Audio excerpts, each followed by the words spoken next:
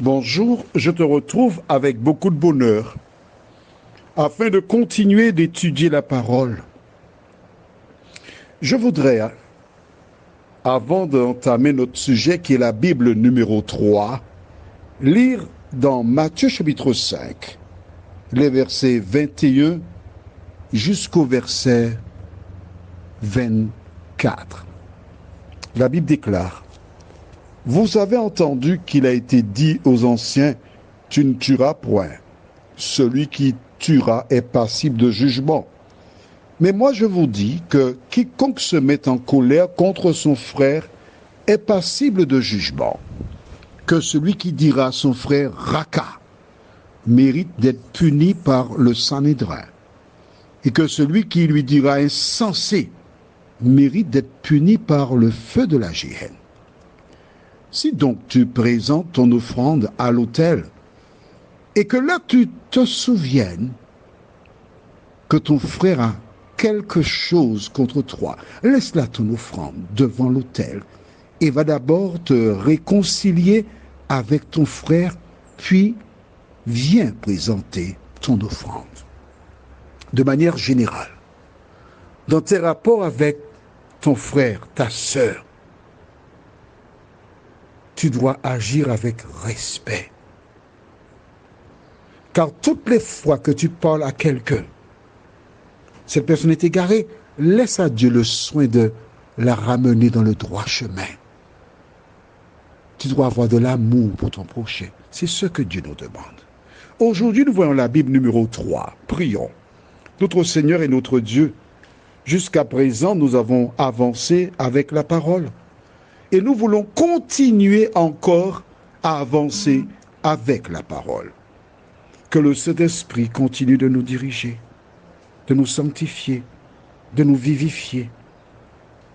Et que la parole porte du fruit dans nos cœurs, nous t'en prions, au nom de Jésus et pour ta gloire éternelle. Amen. Rappelle-toi, je te disais que Jésus a présenté Satan comme le prince de ce monde. Je t'ai expliqué que lorsqu'Adam et Ève ont péché ou transgressé la loi de Dieu, Satan est devenu le prince. Lisons cela dans Jean 14, versets 28 à 30.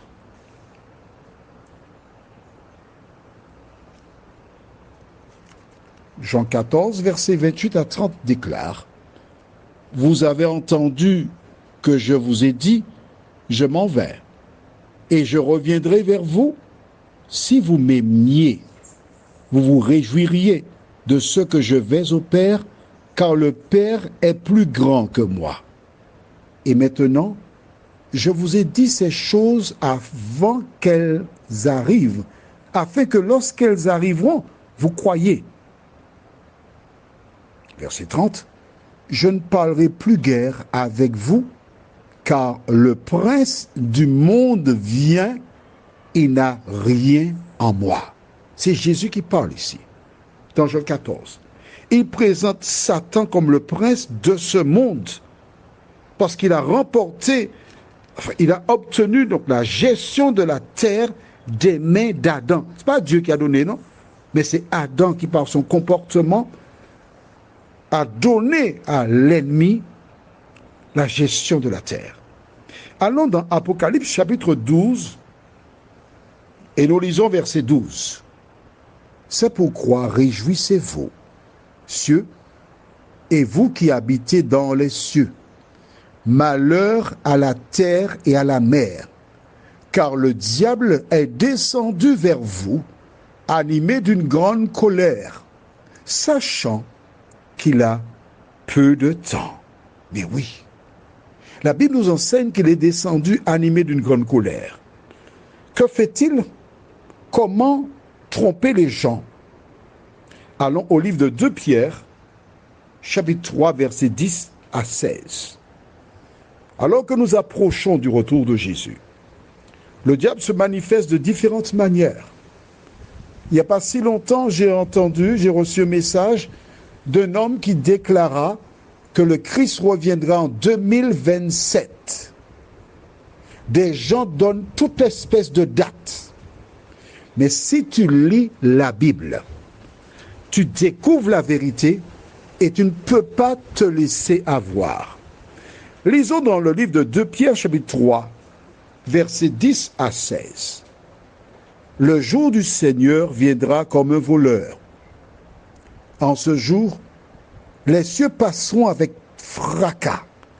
Les éléments embrasés se dissoudront et la terre avec les œuvres qu'elle renferme sera consumée. Puisque tout cela est en voie de dissolution, combien votre conduite et votre piété doivent être saintes. Attendez et hâtez l'avènement du jour de Dieu, jour à cause duquel les cieux enflammés se dissoudront et les éléments embrasés se fondront. Mais nous attendons, selon sa promesse, de nouveaux cieux et une nouvelle terre où la justice habitera. C'est pourquoi, bien-aimés, en attendant ces choses, appliquez-vous à être trouvés par lui sans tache et irréprochable dans la paix. Croyez que la patience de notre Seigneur est votre salut. Comme notre bien-aimé frère Paul vous l'a aussi écrit, selon la sagesse qui lui a été donnée. C'est ce qu'il fait dans toutes les lettres, où il parle de ces choses dans lesquelles il y a des points difficiles à comprendre, dont les personnes ignorantes et mal affermies tordent le sens comme celui des autres Écritures pour leur propre ruine. On s'arrête ici. Voici Pierre, l'un des 12 disciples de Jésus, qui à partir du verset 10, il déclare: le jour du Seigneur viendra comme un voleur.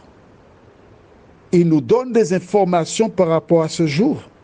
Mais la fin, le verset 16, je reprends, c'est ce qu'il fait, donc Paul, dans toutes les lettres où il parle de ces choses dans lesquelles il y a des points difficiles à comprendre. Pierre même qui dit cela, oui, un des disciples de Jésus, qui est bercé dans les Écritures, il reconnaît que Paul a écrit quelque chose à un moment. C'est difficile à comprendre ce qu'il a écrit là. Mais qu'est-ce qu'il ajoute derrière? Dont les personnes ignorantes, les personnes qui ignorent la base de la parole. La base, c'est l'Ancien Testament.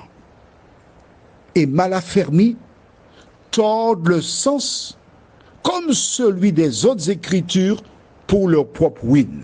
Voilà donc pourquoi aujourd'hui, il existe beaucoup de communautés religieuses sur la terre. Le diable utilise la Bible. Et toutes ces personnes qui déclarent être enfants de Dieu utilisent la Bible.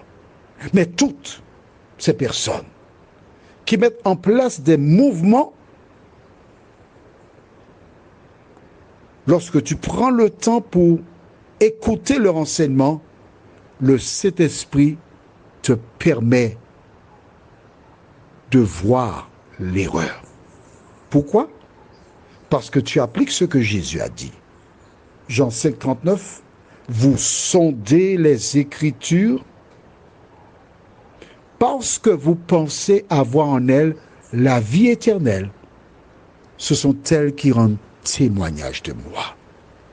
Toi qui as entendu cette mini-série, ces 3 thèmes sur la Bible, il te faut savoir que des siècles après la mort de Jésus, des gens se sont mis ensemble pour récupérer différentes lettres de Paul, notamment différents récits sur la vie de Jésus et d'autres, et ils ont fait ce qu'on appelle le Nouveau Testament, qu'ils ont ajouté à l'Ancien Testament, et les deux ensemble ont donné naissance à la Bible. Tout ce que nous avons à faire, c'est d'appliquer la parole dans nos vies. Que l'Éternel te garde et qu'il te bénisse. Que l'Éternel t'aide à regarder celles et ceux qui ne partagent pas ta foi comme des enfants rachetés par le sang de Jésus-Christ. Que le Saint-Esprit t'accompagne dans la lecture de la parole et qu'il te conduise dans toute la vérité. Amen. Je te souhaite une bonne journée sous le regard de Dieu.